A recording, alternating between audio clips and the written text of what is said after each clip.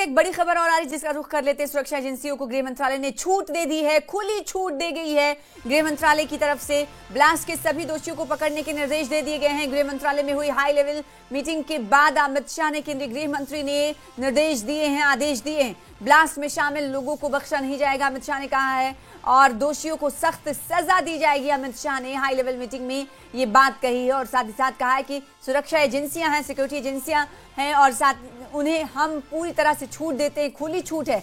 Blast के सभी कसूरवारों को पकड़ने के निर्देश गृह मंत्री अमित शाह की तरफ से दिए गए हैं। आपको बताएं कि गृह मंत्रालय में एक अहम मीटिंग, हाई लेवल मीटिंग हो रही थी। हाई लेवल मीटिंग में सुरक्षात्मक दृष्टि से कई स्टेप्स उठाए गए होंगे और इसके बाद गृह मंत्रालय में हाई लेवल मीटिंग हुई है। हाई लेवल मीटिंग के बाद अमित शाह की तरफ से ये निर्देश दिया गया है कि खुली छूट है, दोषियों को बख्शा नहीं जाएगा। खुर्रम शहजाद हमारे साथ जुड़े हुए हैं, उनसे जानने की कोशिश करते हैं इसके अलावा और क्या फैसले लिए गए। और सबसे अहम जो पेशरफ्त अभी हुई है हाई लेवल मीटिंग में वो ये खुर्रम कि कहा गया है कि दोषियों को बख्शा नहीं जाए, खुली छूट इसको लेकर सुरक्षा एजेंसियों को दे दी गई है गृह मंत्री अमित शाह की तरफ से।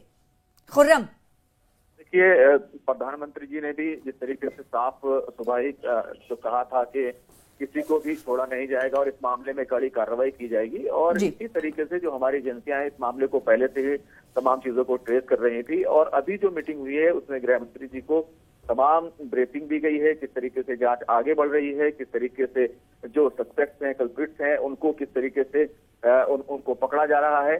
और जिस तरीके से सुबह में एक फैसला बाकायदा तौर पर हो गया था कि इस पूरे मामले में जो जांच होगी वो एनआईए करेगी, और एनआईए ने इस पूरी जांच को अब लीड करना शुरू कर दिया है। और ये जो है गृह मंत्री जी ने साफ कर दिया, क्योंकि देखिए भारत सरकार की जो नीति है वो नो टॉलरेंस विद टेरर है। टेरर के साथ कोई भी किसी तरीका की कोई नरमी जो है वो नहीं बरती जाएगी।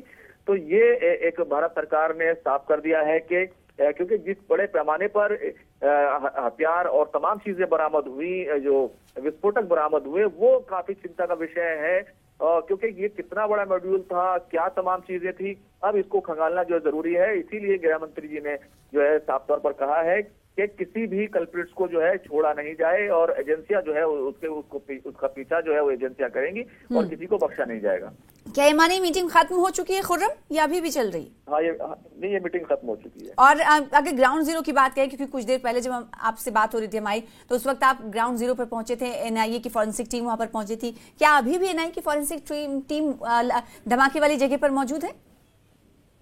देखिए, एनआईए ने क्योंकि इस पूरे मामले को अपने हाथ में ले लिया है, उनकी जो फॉरेंसिक टीम है वो हर चीज को वहां देख रही है। एक बड़ी टीम के तौर पर उन्होंने आसपास की जगह को भी खंगाला, और उसके बाद जो पूरा एरिया है, जो तकरीबन 100 मीटर का एरिया है जिसमें ब्लास्ट हुआ था, जिसमें तमाम गाड़ियां जली हुई हैं, उनके अवशेष हैं मौजूद हैं, उन तमाम चीजों को भी एनआईए देख रही है। उसकी न सिर्फ फॉरेंसिक टीम के लोग मौजूद हैं, बल्कि अलग अलग जो उनके ऑफिसर्स हैं वो भी मौके पर मौजूद हैं। दिल्ली पुलिस से हर तरीके का कोऑर्डिनेशन बनाया जा रहा है, सीसीटीवी फुटेज हो, उसके अलावा आने जाने, और डॉक्टर उमर ने जिस तरीके से पार्किंग में तमाम जो वक्त गुजारा, उन तमाम चीजों को जो है हर पहलू से खंगाला जा रहा है। जी खुर्रम, क्योंकि आप कुछ देर पहले वहां मौजूद थे, तो मैं आपसे ये जानना चाहती हूँ कि जहां पर ये हादसा हुआ उससे कितने किलोमीटर की दूरी तक ट्रैफिक रूट को डाइवर्ट किया गया है?